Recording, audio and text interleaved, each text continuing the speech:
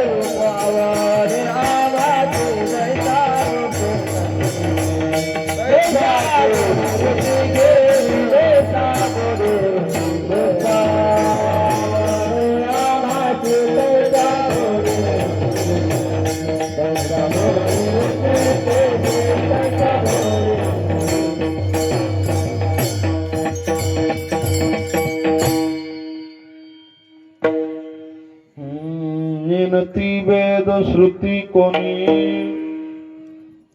निनती वेद श्रुती कोणी, आम्हा भाविका वाचुनी, रूप आवडे आम्हासी, तैसा जोडी ऋषिकेशी,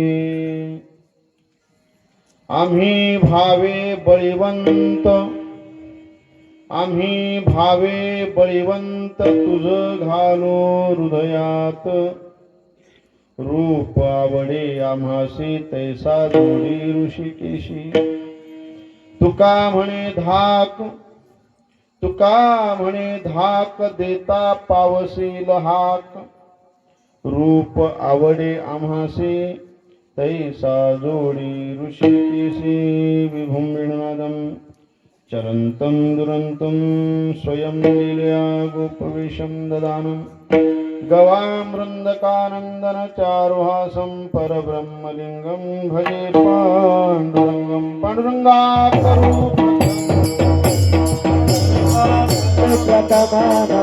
पांडुरंगा करे प्रथम नमन, चरण संतातिया, चरण संतातिया,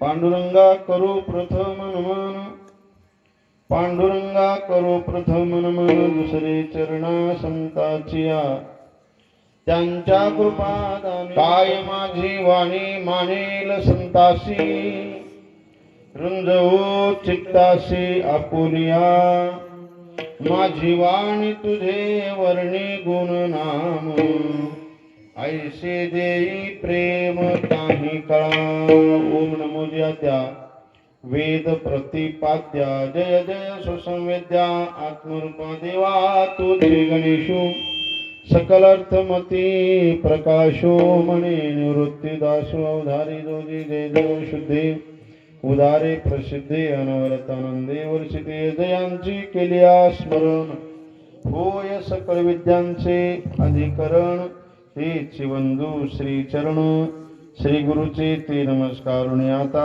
ओम नमो ज्ञानेश्वरा, करुणा करा दया, तुमचा अनुग्रह लादरो, पावन धारो चराचरी, शरण शरण जी हनुमंता, तुम्हारो रामदूता, तुम्हारो रामदूता, तुम्हारे रामदूता।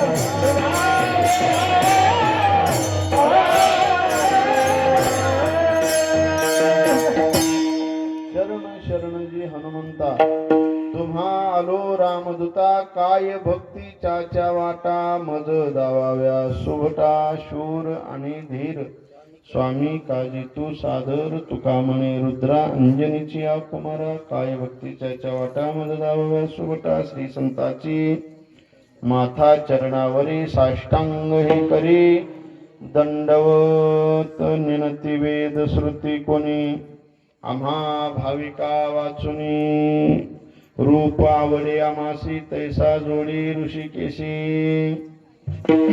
आम्ही भावे बळीवंत तुझ घालो हृदयात रूप आवडे आम्हासी तैसा जोडी ऋषिकेशी तुका म्हणे धाक तू देता पावसील हाक रूपावडी आमासी तैसा जोडी ऋषिकेशी प्रस्तुत कीर्तन रूपी सेवे करता घेतलेला अभंग महान वैष्णव भक्त संत श्रेष्ठ श्रीमंत श्री जगद्गुरु तुकोबाराय यांचा 4 चरणाचा अभंग असून या अभंगामध्ये भाविकांचं भक्तांचं संतांचं विशेष महत्व प्रतिपादन करतात. जगद्गुरु तुकोबाराय सांगतात ज्ञानती वेद श्रुती कोणी ज्या पांडुरंगाचं ज्या भक्ताचं वर्णन ज्या श्रुतीला वेदाला शास्त्राला इतिहास पुराण आदी ग्रंथांना जे लक्षात येत नाही ते आम्हा भाविकांच्या लक्षात येतो. जो देव या सर्वांना कळत नाही तोच देव आम्हा भाविकांना कळतो असंही सांगता येईल. आणि वेद श्रुतीचा जो अर्थ आहे मोठ्या मोठ्या बुद्धिवंताला न समजता केवळ भाविकांनाच भाग्यवंतांना कळतो असंही आम्हाला लक्षात येईल. आम्हा भाविका वाचून हा शब्द दुसऱ्यांची व्यावृत्ती करणारे आमच्या शिवाय दुसरा नाही असं आम्हा वाचून भाविकाशिवाय हे तुम्हाला कळायचं नाही स्पष्ट जगद्गुरु तुकोबाराय सांगतात. दुसऱ्या चरणात महाराज म्हणतात की आम्हा भाविकाला त्याचं रूपही दिसतं आणि जशी आम्ही कल्पना करू तसं तो दाखवतो. रूप आवडे आम्हासी आम्हाला त्याचं रूप आवडतं. सगुण भक्तीमध्ये जर पाहिलं तर आम्हाला देवाचं रूप आवडतं. रूप आवडे आम्हासी तैसा जोडी ऋषिकेशी असं नाही की त्याच्या मनावरच आम्हाला आवडतं असं नाही आमच्या मनावर त्याला आवडतं. देवाच्या मनावर आलं ते काही विद्रूप दाखवील आम्हाला आहे का नाही. आता सगळ्याला नरसिंह भगवान जरी आवडत असला तरी मनातून थोडी आवडतो. ते म्हणतात जरा अकराळ विक्राळ दिसतो. त्याच्यामुळे भक्ती तुकोबाराय म्हणतात की तैसा जोडी ऋषिकेशी आम्हाला जे आवडतं तो रूप तो दाखवतो आणि केवळ हे भाविकांना दाखवतो. तिसऱ्या चरणात महाराज म्हणतात आम्ही एवढे बलवान आहोत नुसते बलवान नाही बरं काय आम्ही भावी बळीवंत. भाव हा शब्द फार महत्वाचा आहे. आम्ही भाविक आहोत आणि मग बलवान आहोत बळीवंत आहोत बलवान आहोत. केवळ बलवान असलं तर मी चालत नाही. आम्ही आधी भाविक आहोत मग काय आहोत आम्ही बलवान आहोत. आम्ही असे बलवान आहोत की एवढा मोठा जगाचा नायक असलेला भगवान परमात्मा त्याला हृदयात साठवून ठेवण्याची ताकद आमच्यामध्ये म्हणून आम्ही बलवान आहोत. आम्ही भावी बळीवंत तुझ घालू हृदयात. शेवटी महाराज म्हणतात की असं आहे आम्हा भाविकांचा दरारा असा आहे भक्तांचा दरारा असा आहे तुका म्हणे तुझं धाक आम्ही नुसता आवाज जरी दिला तर देता पावसील हात ओ म्हणून लगेच बोलतो. मला हे सुद्धा सांगायला ताकदच लागते. आणि हा अभंग फार साधा सुद्धा नाही. हा अभंग विशेष चिंतनीय अभंग असून आणि या अभंगाची विशेषता तुम्ही पहा. पहिल्या दिवशी जरी घ्यायचं म्हणलं तरी रूप आलेला घेऊ शकता. दुसऱ्या दिवशी घेऊ शकता. तिसऱ्या दिवशी घेऊ शकता. नोहे नोहे गाता पूजेला सुद्धा आपण हे अभंग घेऊ शकतो. असा चौफेर असलेला अभंग जगद्गुरु तुकोबारायांचा या ठिकाणी आपण सेवेसाठी निवडलेला. अभंगाचा सहसळ भावार्थ झाला. परमपूजनीय सद्गुरु वैकुंठवासी श्री धोंडोपंत दादा साहेबांच्या कृपेने चालत असलेला हा अखंड हरिनाम सप्ताह भगवान पंढरीनाथांच्या, ज्ञानोबराय तुकोबारांच्या आदी संतांच्या कृपेने चालत असलेला हा कोडग्याळवाडी क्षेत्रामध्ये हा सोहळा, आणि या सोहळ्यामध्ये मला भेटलेली 4थ्या दिवसाची सेवा. गेल्या वर्षी जागरच होतं, या वर्षी 4थ्या दिवसाला सेवा आलेली. हरिभक्त परायण परमपूज्य आमचे अंगद मामा, ज्यांनी जीवनभर दादांच्या सेवेशिवाय दुसरं काही पाहिलं नाही. महिना आला की पंढरपूर गेलेच, बीज आला की देहूला गेलेच, आषाढी आली की आळंदी पंढरपूर निघालेच. असे एकनिष्ठ आमचे मामाश्री अंगद महाराज म्हणा, मामा म्हणा, बाबा म्हणा, वयानुसार शोधतात आणि विनेकरी आतापर्यंत होते. जवळजवळ त्यांनी 25 वर्ष विनायला बाकी आहे. असे त्यांच्या आदेशानुसार आणि समग्र असलेले कोडगाववाडी मध्ये असलेले लहान थोरांच्या सहकार्याने चालत असलेल्या सगळ्यांच्या आदेशानुसार हा सोहळा चालतो आणि त्यातली सेवा माझ्यासारख्या पामराला भेटली. आणि माझे 2 शब्द हे चांगले असो किंवा वाईट असो, चांगले शब्द ठेवून वाईट काटून असे आमचे प्रदीप दादा सगळ्यापर्यंत पोहोचले. देणारा टपाल कोणीतरी पाहिजे ना. आपण पत्र लिहून ठेवलं बरोबर आहे, टपाल तर लागतं ना, पोहोचणं करायचं. तसं को बऱ्याच आम्ही आम्हाला आवडत का, तर संतांचं माल आम्ही घेतो आणि इकडे देतो, आहे का नाही. अशा प्रकारचं हे चांगलं उपक्रम आमचे दादाही करतात, त्यांना साधू धन्यवाद देतो. आणि अतिशय सुंदर गाणारे आमचे फार जुना संबंध आहे सुरेश महाराज तुमचा, आहे का नाही. मी लहान 14 वर्षाचा होतो, कीर्तन करत होतो, तेव्हापासून आमच्या बाबासोबत यांना पहा, ती वाजवायला गायला असायची, मी कीर्तनाला तिकडल्या भागात. तर 14व्या वर्षापासून पुण्य झाकून ठेवावं तरच मनुष्याचं काय होतं, साधना सफल होते. साधना सफल होण्याची गुरु किल्ली महाराज. साधना दुसऱ्यांना तुम्ही सांगत गेलात आणि पाप झाकून ठेवलात तर साधना सफल होऊ शकत नाही. म्हणून तुकोबारासारखे महात्मे म्हणतात, देवा मी चांडाळ चांडाळ, देव मी चांडाळ. तुकोबारासारखे महात्मे म्हणतात, मी तव अनाथ अपराधी कर्महीन मती मंद बुद्धी. किती लहानपण आहे महाराज. या शब्दामधून आम्हाला हे लक्षात येतं की सेवा जरी आम्ही अनंत दिवसापासून करत असलो तरी ते सांगावं लागतं. कशासाठी, अर्थवाद म्हणून सांगावं लागतं. जसे आमचे छोटे महाराज आहेत, यांना जर नाही सांगितलं तर कसं कळत, आहे का नाही. यांना प्रवृत्त व्हा म्हणून सेवा सांगायची, अभिमान किंवा मी करतो म्हणून सेवा सांगायचं नाही. असं सगळे तारतम्य असतो. आणि आलेले खांदेकरचे सगळे चौकदार आधी बसलेले सगळे माता भगिनी मंडळी, सांस्कृतिक यांचं अर्थ काय आम्हाला पाहायचं आहे. हे लक्ष घ्या. जीवनामध्ये आम्हाला सगळं काही भेटत पण भाव भेटत नाही. शेतकऱ्याचा नाही बरं काय, परमार्थातला. तुम्ही म्हणाल शेतकऱ्याचा अधिकार असला तरी बोलू नये, त्यांनीच बोलावं, त्यांनी करावं, ठीक आहे. जीवनामध्ये भावाशिवाय देव नाही, भावाशिवाय मनुष्य नाही, भावाशिवाय प्रेम नाही, भावाशिवाय जगणंही नाही. लक्ष द्या, कारण भावाशिवाय संसारही नाही. आता हे तुम्हाला अतिशक्ती किंवा अपवाद वाटेल किंवा एक्स्ट्रा वाटेल किंवा असं वाटेल की शास्त्रात लिहिलं नाही. मी समजून सांगेन, प्रयत्न करेन. हे पहा, चिमणीचा असलेला पिल्लाविषयी भाव आहे म्हणून घरट बनवते. कोणासाठी बाबा, बोलत चला, मला सवय लय बेकार आहे, बोलल्याशिवाय बोलताच येत. चिमणीचं प्रेम असल्याशिवाय घरट बनवते का, नाही. प्रेम आहे म्हणून बनवते. किती महत्वाचं आहे, कारण प्रेम नसतं तर तिला काही देणे घेणं नसतं. शास्त्रात उदाहरण आलेलं आहे. टिटवीला एक विशेष असं भ्रम आहे. टिटवी आपले अंडे ठेवल्यानंतर ती विसरत असते. नदीच्या किनाऱ्यावर अंडे ठेवती एका ठिकाणी आणि शोधती एका ठिकाणी. म्हणून संध्याकाळच्या वेळेला तिचा जास्त आवाज नदीच्या कडेला ऐकायला भेटतो, चाव चाव जे काय असतं. का, त्याचं कारण काय, त्याचं कारण एवढं आहे, तिचा भाव किंवा तिचा प्रेम तिच्या अंड्यावर आहे किंवा पिल्लावर आहे. म्हणजे संसार सुद्धा प्रेमाशिवाय करू शकत नाही. आता साधं उदाहरण घ्या. 80 वर्षापर्यंत चलता येणं झालं तर सुद्धा काठी टिकीत तो आहे ना, म्हैस चारून आणतो. अख्खा दूध तू पितो का नातू पितात, असं बोलत चला. नातू पितात. दूध कोण पितात, नातू. राखतं कोण, 80 वर्षाचा म्हातारा. कशामुळं, प्रेमामुळे. कशामुळं, मोहामुळं.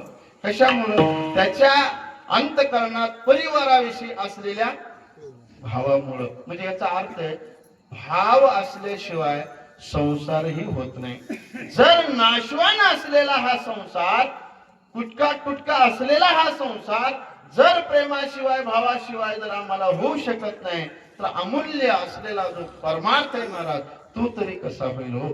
तो तरी कसा होईल? साधन आहे महाराज. कारण ज्या वेळेला परमार्थ आम्हाला जर करायचा असेल, ज्ञान प्राप्त जर करून घ्यायचं असेल, तर भगवान श्रीकृष्ण अर्जुनाला सांगतात, राजा अर्जुना श्रद्धावान लभते ज्ञानम. जर तुझ्या अंतःकरणात श्रद्धा असेल तरच ज्ञान होईल, आणि ज्ञान झालं तर मी कळेल. पाहशील नाही, पाहणं वेगळं आणि कळणं वेगळं. पाहायला नाही भेटलं तर चालतं, पण कळायला पाहिजे, आणि कळल्यानंतर पाहायला येतो मला. हे लक्षात घ्या. श्रद्धाशिवाय ज्ञानही नाही, श्रद्धेशिवाय परमार्थही नाही, आणि श्रद्धेशिवाय देवही नाही. आणि हे आम्हाला मनामध्ये पक्क घट्ट धरलं पाहिजे महाराज. जर असं नसेल तर आमचा परमार्थ संसार कामाचा नाही. कारण जगद्गुरु तुकोबारे म्हणतात, बाबांनो, अरे मी देवाची शपथ घेऊन सांगतो, काही नलगे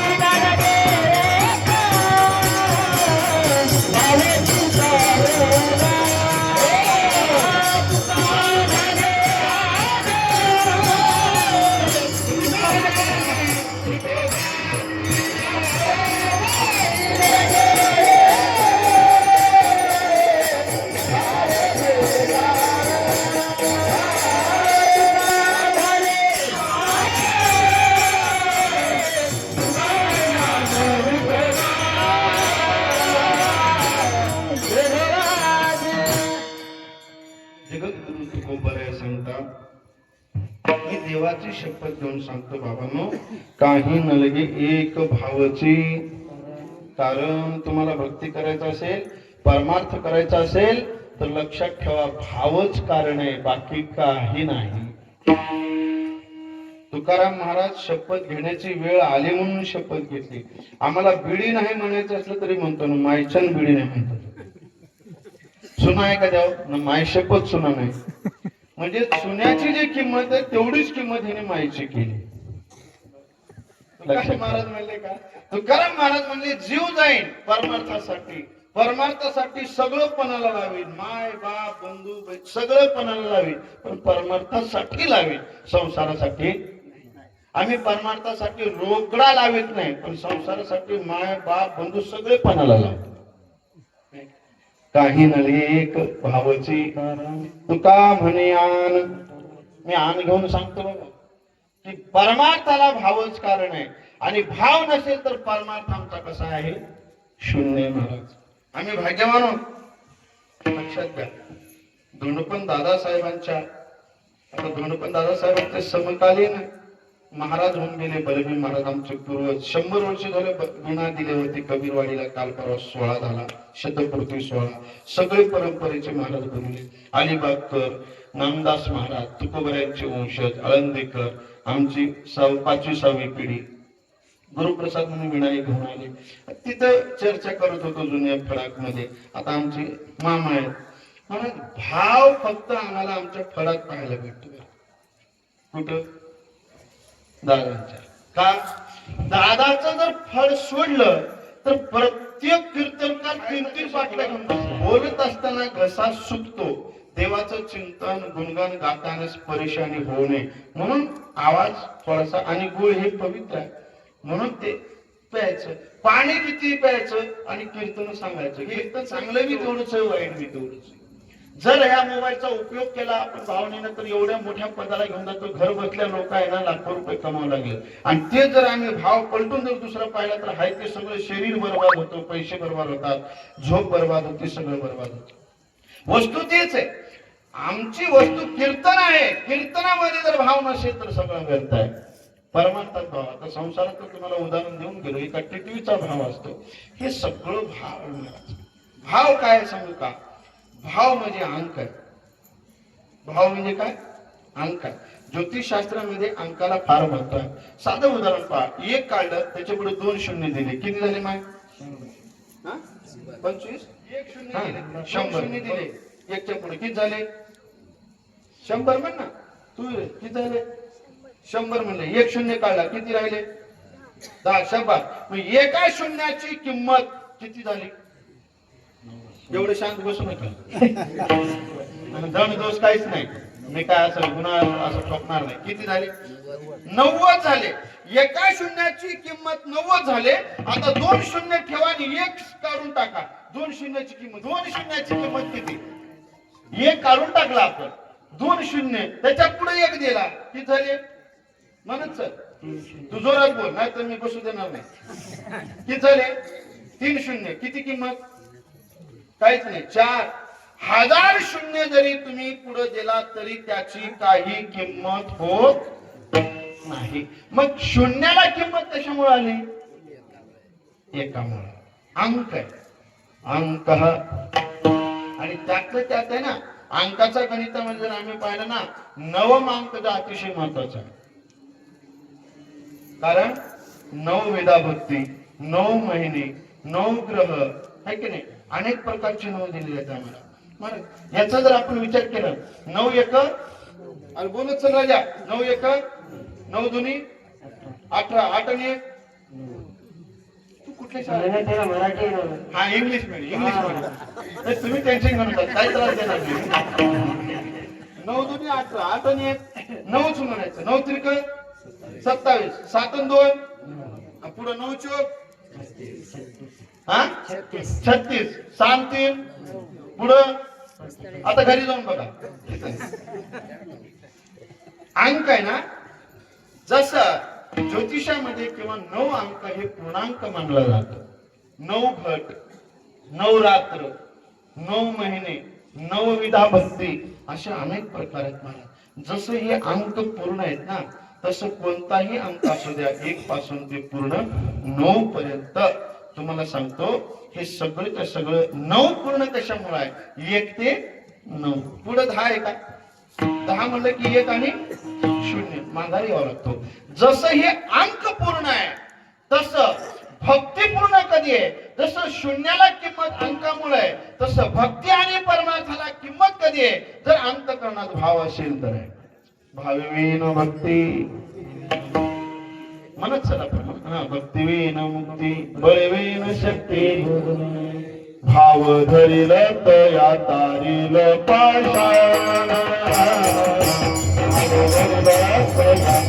तारिल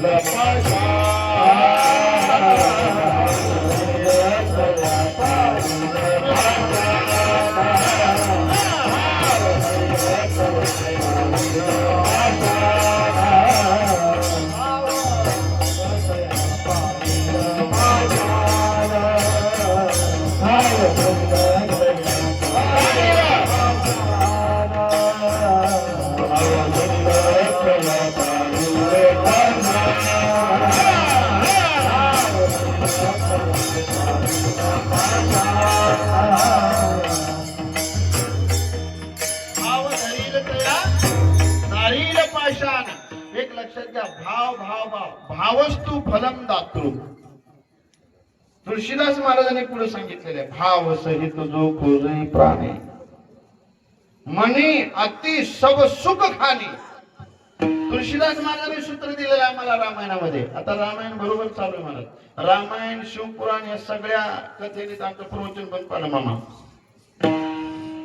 आम्ही फडकरी असल्यामुळे आम्हाला खंत वाटते. रामायण होऊ नये असा आमचा अर्थ नाही, भागवत होऊ नये असा आमचा अर्थ नाही, कथा होऊ नये असं आमचं अजिबात मत नाही. कथा झालीच पाहिजे, कारण गीता भागवत करीती.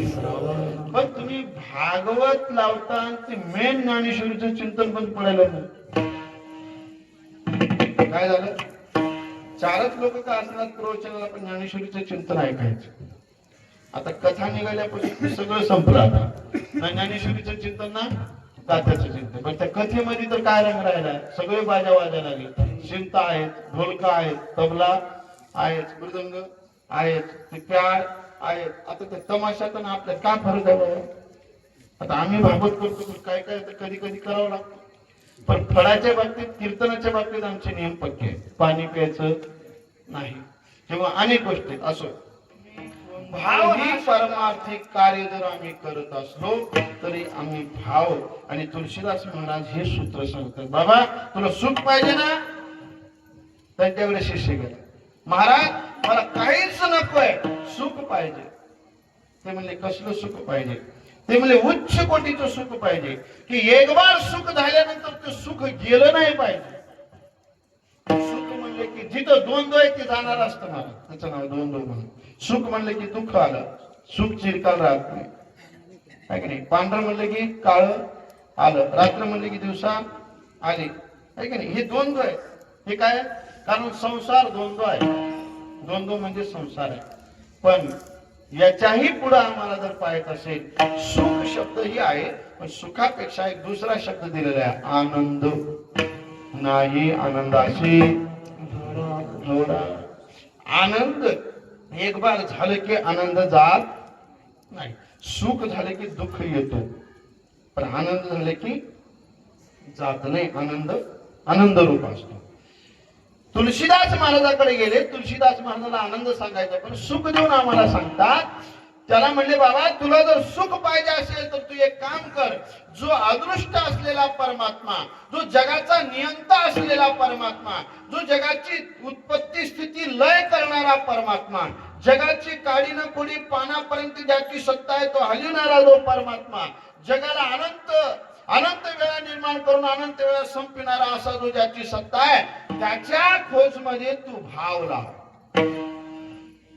त्याच्याकडे तू काय लाव, भाव लाव. आणि त्याला पाहण्याचा प्रयत्न कर, म्हणजे तू सुखी होशील. भाव सहित जो खोजई प्राणी. प्राणी म्हणजे खोजणारा मनुष्य. भावाने जर आम्ही त्या देवाकडे गेलो, भावाने जर आम्ही परमात्म्याकडे गेलो, तर आम्हाला आनंद सुख भेटल्याशिवाय राहत नाही. म्हणून भाव. आणि तुकोबार तेच म्हणतात, आम्हा भाविका. जगतामध्ये पीएचडी केलेले भरपूर लोक आहेत महाराज. शाळेवर मोठमोठ्या पदावर आहेत, 2-2 लाख पगार आहेत त्यांना. सुरेश महाराज प्रोफेसरला 1.5 लाख 2 लाख पगार आहे. त्यांनी किती जरी पीएचडी केली, जर त्याला आपण ज्ञानेश्वरी समोर नेऊन ठेवलं, बाबा तू एवढी पीएचडी केला, एवढा ग्रंथ लिहिला, एवढे कादंबऱ्या लिहिल्या, मग 2 वळी एकदा ज्ञानेश्वरीचे आम्हाला वाचून दाखव, किंवा वाचता जरी आले तर त्याचा अर्थ सांगतो, त्याला सांगता येत का. तो बुद्धिमान आहे पण भाविक नाही. आता दुसरी बाजू घ्या. आळंदीला आपण जातो मामा, त्या झाडाखाली आंधळे बसते बघा, काळे मोठे बाबा. त्या बाबा आंधळे, अंगठा बहादूर आहे. फक्त ज्ञानेश्वरी वाचायची तमन्ना मनामध्ये धरून माऊलीच्या समाधीवर डोकं ठेवून रडले ते. देवा मला दिसत नाही, पोटा पाण्याचा काही दुसरा व्यवहार करता येत नाही. मग तुझी ज्ञानेश्वरी जर मी वाचली माऊली तर मला 4-2 रुपये देतील, माझं जीवन चालेल. मला ज्ञानेश्वरी यायला पाहिजे, ज्ञानेश्वरी यायला पाहिजे.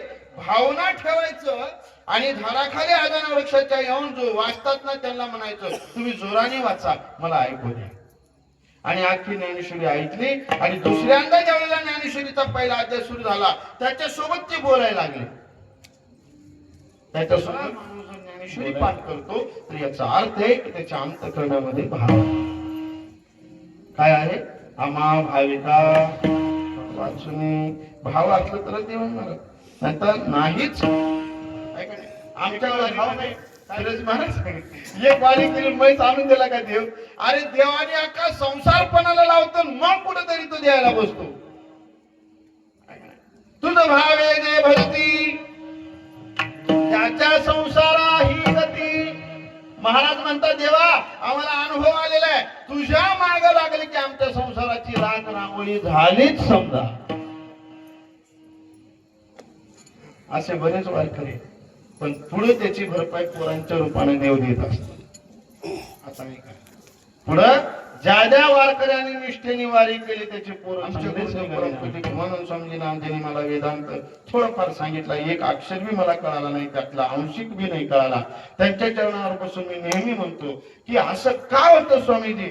तरी एका शब्दात सांगतात, बच्चा धर्म के लिए नहीं पेट के लिए अपने मान सम्मान के लिए अगर भगवान को तुम बीच में लाओगे, बाजी लगाओगे, उस पे सौदा करोगे तो तुम्हारे बच्चे भगवान के थोड़ी प्रिय हो जाएंगे, वो तो असुर पैदा होंगे ना, तो असुरी होते.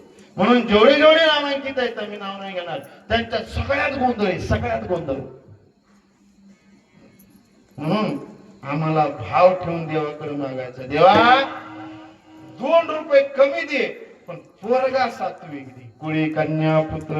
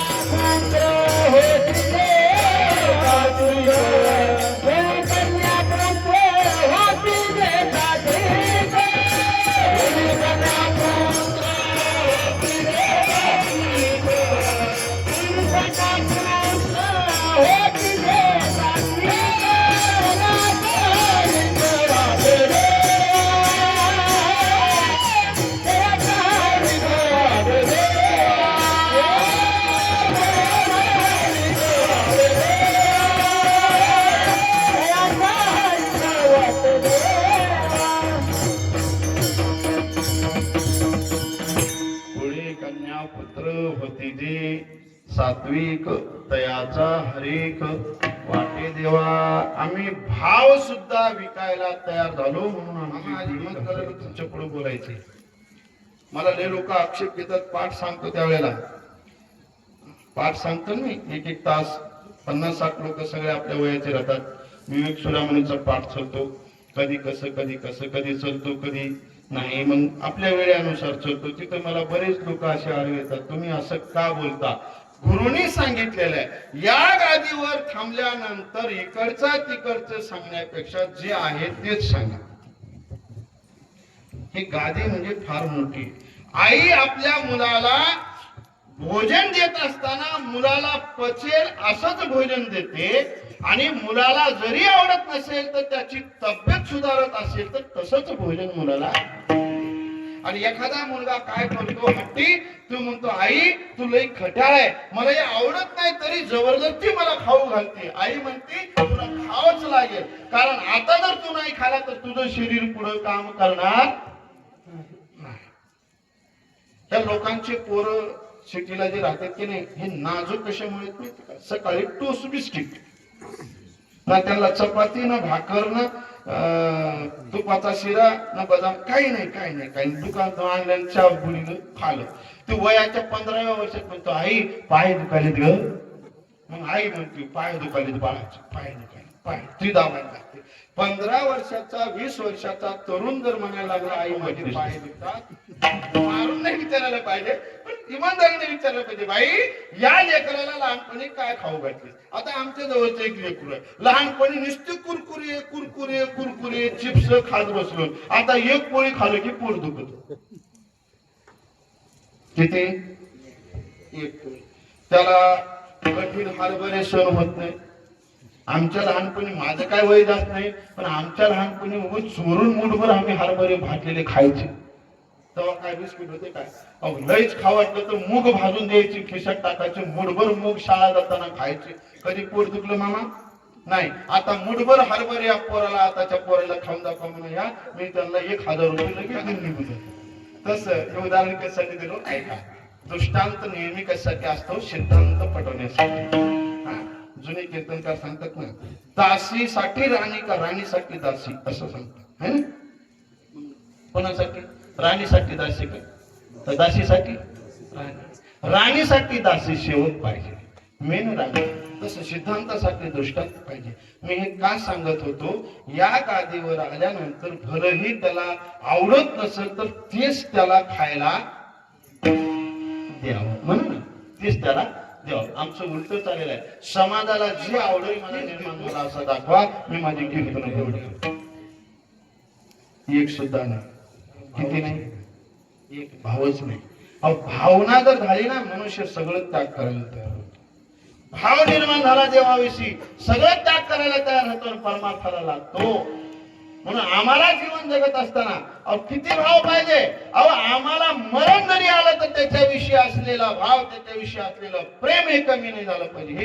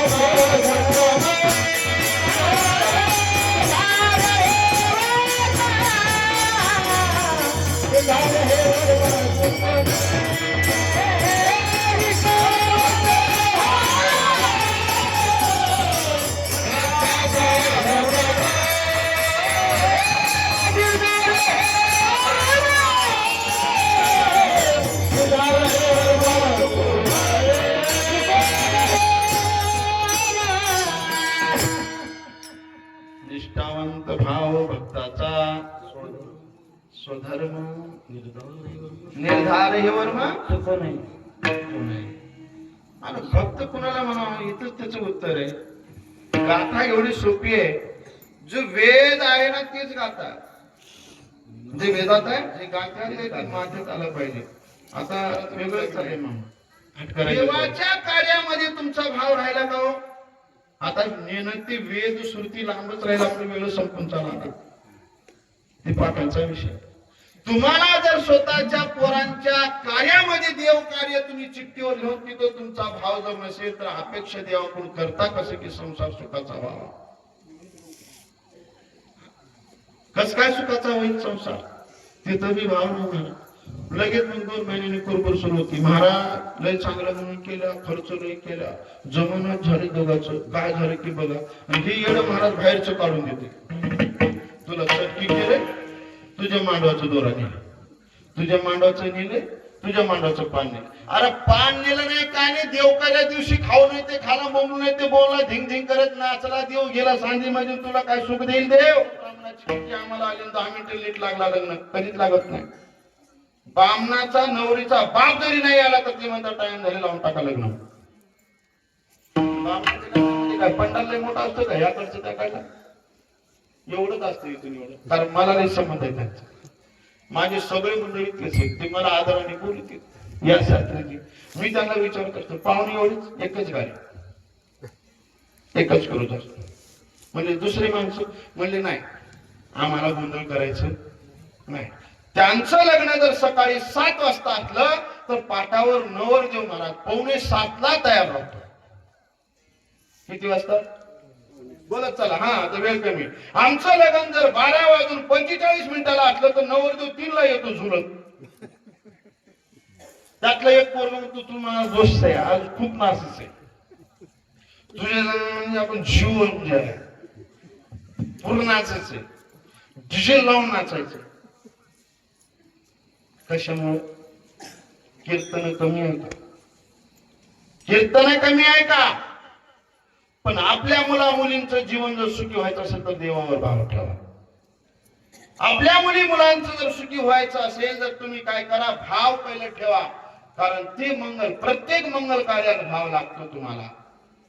कीर्तनातच लागतो असा विषय नाही, घरातही लागतो. आमचा भाव कमी होत चाला, त्याचा परिणाम मला दुःख भोगावं लागलं. म्हणून जेवढे जेवढे जेवढे जेवढे हे चाललेले आहेत ना गोंधळ सगळे, त्याचा परिणाम जे 6 महिन्यात, 2 वर्षात, 1 वर्षात दिसतो. याचं एकमेव कारण आहे, आपली इष्ट देवता जर नष्ट झाली तर आम्हाला कधी मंगल करू देत नाही. आमची इष्ट देवता पांडुरंग आहे, आमची आहे की नाही? पांडुरंग आमची माता, पांडुरंग आमचा पिता, बहीण बंधू चुलता, कृष्ण माझी माता, कृष्ण माझा पिता, बहीण बंधू चुलता, कृष्ण माझा, कृष्ण माझे मान, कृष्ण माझे जन, सोयरा सज्जन, कृष्ण माझा. आमचा भाव पाहिजे. भाव असला ना काय होतो महाराज, जेवढा भाव भक्तांचा आहे ना तेवढा दुसऱ्यांचा नसतो. ध्यानात घ्या. अष्टराण्या बसलेल्या आहेत, भगवान श्रीकृष्ण बसलेले आहेत, आणि बसल्यानंतर सगळे हसी मजा गप्पा चालू आहेत. सगळ्यांचा भाव ओतप्रोत आहे.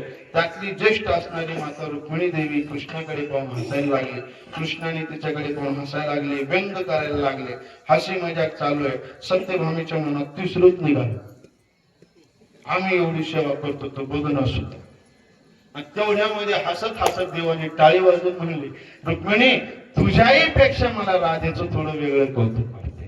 करून गेले. मला रुक्मिणी देवीला काही वाटलं नाही, तिला वाटलं माझ्यात काही कमी असेल, मी कमी पडली असेल. पण सत्यभामा तन तन तन तन तन करीतच गेली, नारदालाच बोलली. नारद हजर झाले. नारदाने विचारलं मला तुम्ही म्हणते? हो. नारदाला सगळे नमस्कार केले.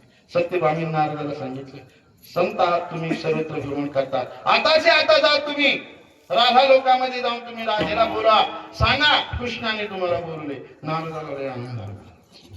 किती आनंद झाला, एवढा आनंद झाला. नारदची गेले धाव. राधा राणी भगवंताची प्रियतमा, तिचं नाव भक्ती, ती भगवंताच्या स्मरणात होती. नारदाने निरोप दिला, आताच्या आता तुम्हाला भगवंतांनी बोलले. आनंद झाला केवढा, एवढा आनंद झाला.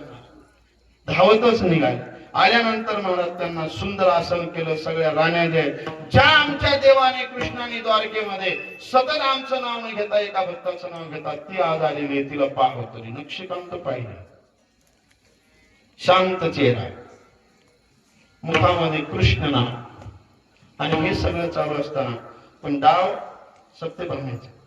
सत्यभामा म्हणली हिला आज नक्कल घडवत लागला, लय देव देव करते, देव बी म्हणतो लयच राग आहे. महाराज गरम गरम गारक्यामध्ये दूध दिले, जळतो दूध, दूध गरम असतं, एवढं गरम गरम दूध त्यांनी आणलं तांब्यामध्ये आणि घाई करायला लागली, तुम्ही घ्याच, तुमच्यावर खूप प्रेम आहे देवाचं, आमचं सगळ्यांचं खूप भाव आहे, खूप श्रद्धा, तुम्ही घ्या, आताच घ्या. राधा राणीने क्षणार्थात ओळखलं काहीतरी आहे, काही हरकत नाहीये. माझा ना भाव दुधावर आहे ना तुझ्यावर आहे ना संसारावर, माझा भाव माझ्या कृष्णावर. जळतो दूध प्यायला लागले, डोळे झपलं आणि भगवान श्रीकृष्णांचं दूध प्यायला लागले. गटा गटा दूध प्याली आणि ज्या वेळेला गप्पा मारत बसले, ना तोंडाला पोळलं, ना जिभेला पोळलं, ना घशात पोळलं, काही नाही, शांत बोलायला लागले, संत गती बोलायला लागले. आणि तेवढ्यामध्ये भगवंताचे पाय आहे ना इकडं तिकडे करायला लागले. रुक्मिणीने पाहिले, एवढे स्थिर आसनावर बसलेले आमचे भगवान आज पाय का हलतात, तिचं लक्ष गेलं, पितांबर थोडं वर केला, पाहिला तर पायाला फोड आली, पायाला फोड आली. रुक्मिणी धावत गेली आणि आपले साडी अमूल्य असलेली फाडून देवाला विचारायला लागली, देवा काय झालं तुम्हाला हे? ते म्हणले मला नाही माहित, सत्यभामीला विचार. सत्यभामीला तिने वळून पाहिलं, अधिकार होता. सत्यभामा, देव काय म्हणते? काय नाही दीदी, काय झालं माहिती नाही. देवाने म्हणले विचार तिला. सत्यभामीकडे पाहिल्यानंतर सत्यभामा म्हणले, ताई मी राधेला गरम गरम दूध जबरदस्ती प्यायला दिलं, पण दूधच प्यायला त्याने, चरण भाजले कोणाचे? देवाचे. महाराज रुक्मिणीच्या डोळ्यातून पाणी गळायला लागलं. ते म्हणले, अगं सत्यभामी, तुला त्रासात द्यायचा होता, आम्हाला द्यायचा, आमच्या भगवंताला काय देत होतो? आणि तुला माहिती काय संबंध आहे त्यांचं? अरे त्यांचे देवाची चरण आमच्या हातात तरी आहे, देवाची चरण आमच्या हातात आहेत, आम्ही दाबतो, पण साक्षात देवाच्या हृदयामध्ये राधेचे चरण आहेत आणि राधेच्या हृदयामध्ये देवाचे चरण. कारण राधेच्या हृदयामध्ये देवाचे चरण असल्यामुळं दूध घशाद्वारा जाऊन हृदयातून प्रविष्ट होत असताना त्या पायाला भाजलं आणि ते चरण, हृदयातले चरण प्रत्यक्षात आम्हाला दिसू लागले. आम्हा भाविका किती भाव, किती भाव. सत्यभामीला कळालं, सत्यभामा क्षमा याचना केली, तुम्ही खरंच भक्ती देवी, प्रभू मला क्षमा करा, मला माहिती नाही. देवाने सांगितलं संसार आहे, प्रत्येक संसारात असं चालतच असतं. संसारामध्ये व्यवहारापुरतं काही काम करणारे लोक आहेत आणि व्यवहार संपल्यावर सुद्धा त्याला कृतज्ञता प्राप्त करून त्याला साठवणारे असे भक्तच असतात. भक्त कधी व्यवहारापुरता नसतो. म्हणून आम्हा भाविका नेणती वेद श्रुती, कोणी श्रुतीला नाही कळाला, वेदाला नाही कळाला, आहे का नाही, पुराणाला नाही कळाला. पुराण शब्दाद्वारे, वेद शब्दाद्वारे आम्हाला सांगितले संतांनी, महामुनींनी, सगळ्या ऋषी मुनी, पण त्याला तरी कळाला का? त्यांनाही नाही कळाला, ते आम्हा भाविकाला कळाला. म्हणून अभंगाच्या पहिल्या चरणात महाराज म्हणतात,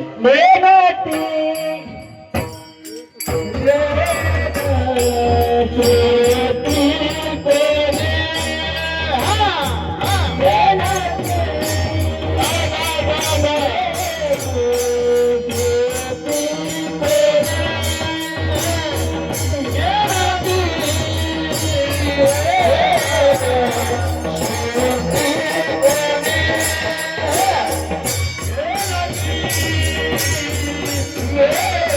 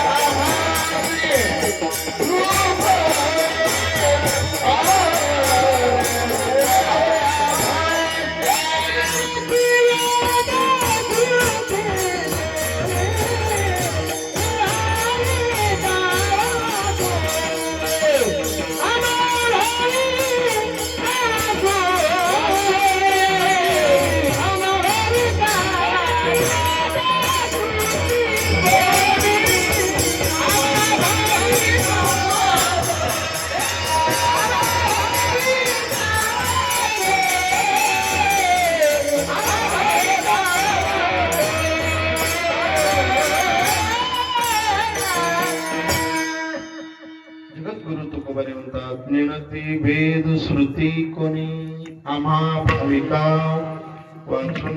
जर देवाला कोणी जाणत असेल तर भाविकच राहणार.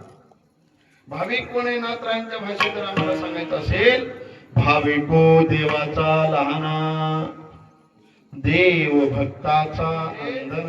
देव जो आहे ना भाविकाचा अंधन म्हणून राहते. अंधन माहितीये ना छोटे महाराज? हो, गाय अंधन द्यायची तुमच्या लग्नात, द्यायची का नाही? नाही? अरे तुमच्या मुलाबाळाला दूध कोणी द्यायचं खायला? अंधन म्हणजे एखादी वस्तू दिल्यावर त्याच्या स्वाधीन झाली, तसं गाय अंधन. भाविको देवाचा. आता इथं दोन गोष्टी. भाविक आहे ना देवाचा लहान लाडका असतो, आणि तो लाडका असल्यामुळं देव त्याचं लाड पुरवण्यासाठी स्वतः अंधन जातो. भक्त जर म्हणला देवा असं करतो तसंच करतो. आता वेळ नाही. नामदार म्हणजे देवा कसली दिवाळी कसलं सण काय सांगू म्हणजे देवा तुला माझ्या तू उठून आंघोळ करून घेऊन थांबू दे मला. देव म्हणले नामा तसं कुठं जमतं का? देव माझ्यासाठी एक बरकार. आता कथा मोठी. नामदेवराय विटेवर हात ठेवून थांबले देवाच्या रूपात. देव आंघोळ करायले. एका शब्दावरून नाथरायांच्या कळतं आम्हाला, भाविको देवाचा लहाना, देव भक्तांचा अंधना. पुढे पण किती लाड केला अर्जुनाचे. अर्जुनाचे घोडे धुतली अनंते. काय घोडे धुवायचं काम आहे देवा? हे अनपढ लोक दोन अक्षर शिकलेले ठरवलंय की सूर्य नाहीच. अशोक महाराज सूर्य आहे का नाही? घोबड आले एकत्र दिवसा, दिसत नाही पण जमले आवाजाने. ते म्हणला कोण ऐकलं रे सूर्य आहे?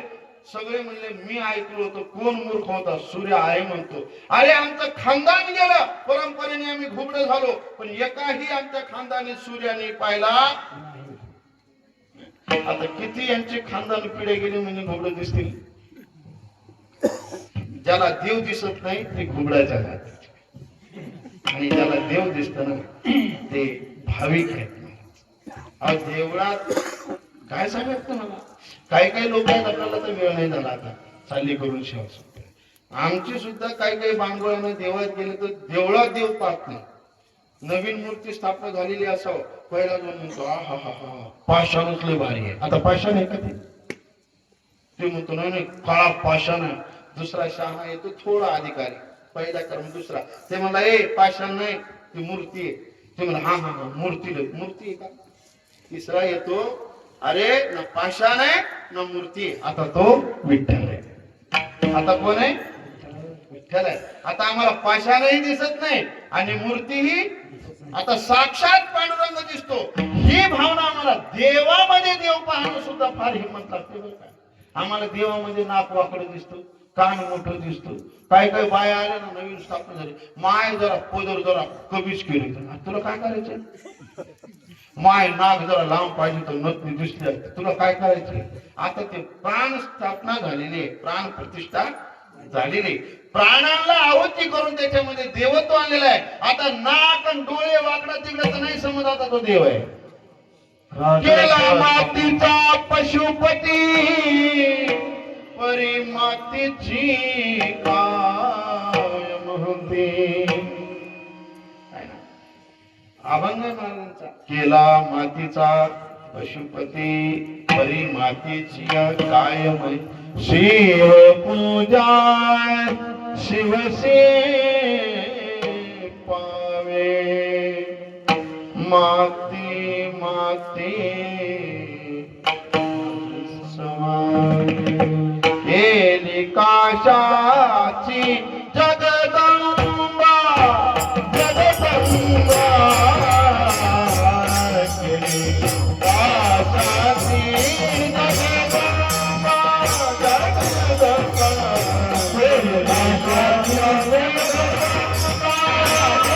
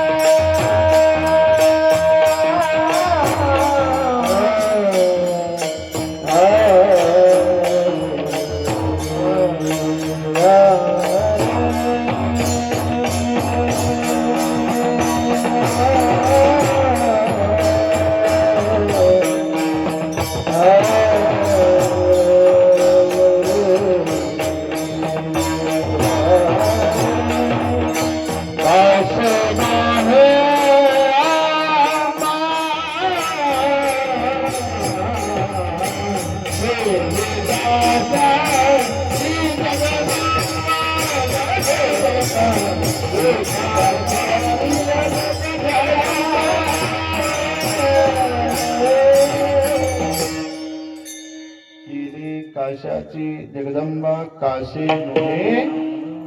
आता ते कास नाही, आता ते आंबा देव आहे. भाव जर असेल तर जे जे होईल, जे जे आपण करता येईल महाराज, हे भाविकांच्या मनात आलं तर करता. लाकडाचं देव करतात, सामर्थ्य दगडामध्ये देव आणतात. दूध नंदीची काढिले इलेश्वराते पूजेले, एवढं सांगायचंय. आम्हा भाविका वाचुनी विठाल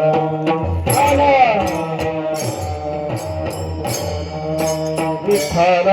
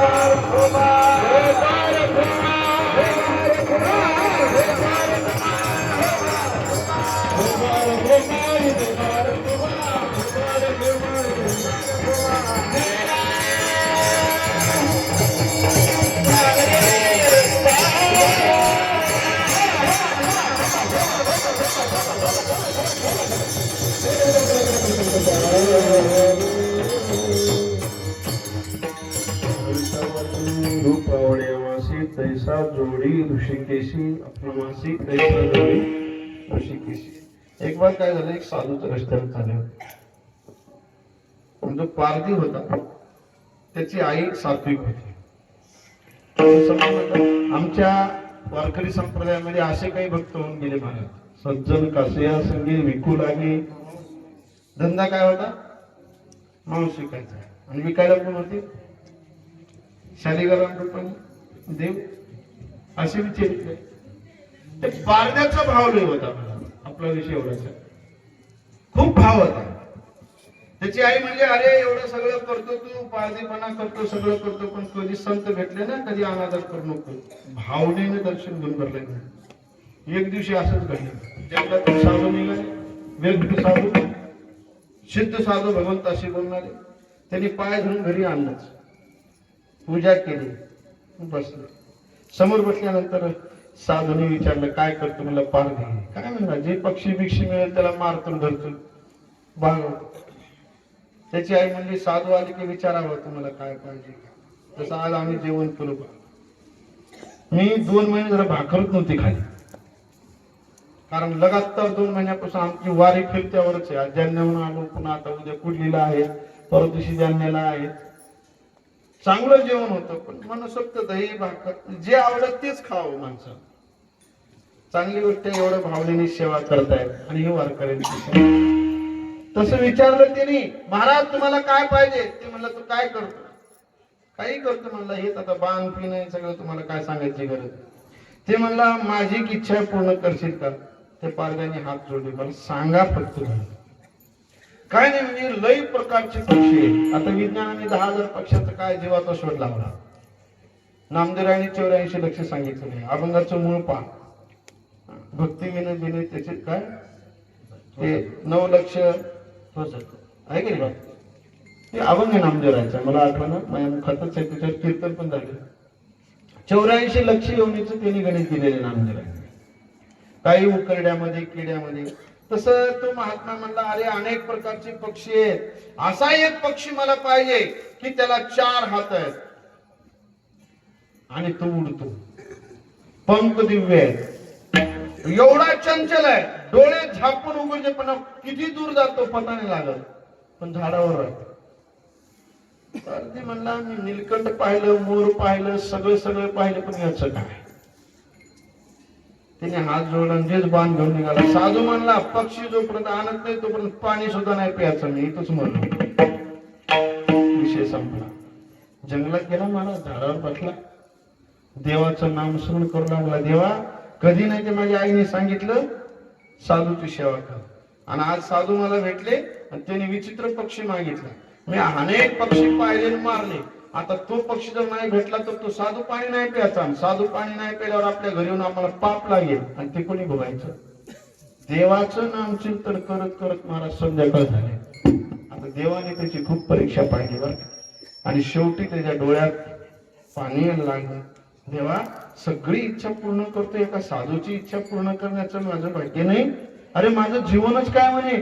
जर नाही तो तसा पक्षी भेटला ना, हा बाण मी माझ्यातच वार करीन, मी माझ्या हृदयात घुसीन, माझा प्राण त्याग करीन. महाराज रूप आवडे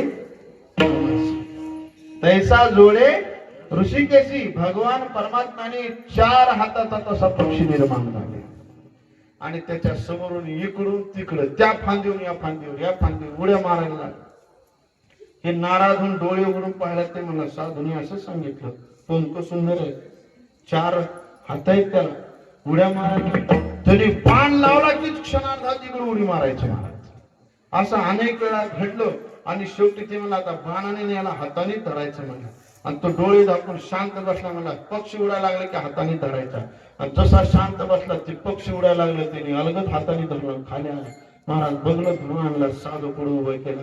साधूच्या डोळ्यात पाणी आले. देवा एवढे वर्ष झाले मी साधना उपासना केली तू मला दर्शन नाही दिलं. एका पारद्याला तू दर्शन दिले पक्षीच्या रूपामध्ये. खरी भक्ती त्याची का माझी. आम्हा भाविका वाचून आता दुसरा चरण. रूप आवडे आम्हासी तैसा जोडी ऋषिकेशी.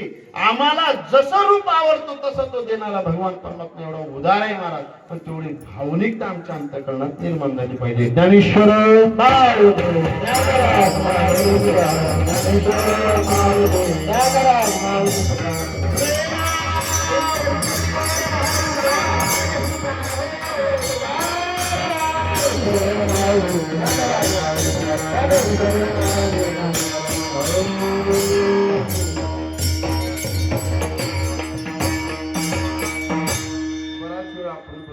सगळ्यांना विनंती करतो टाळी वाजवायची.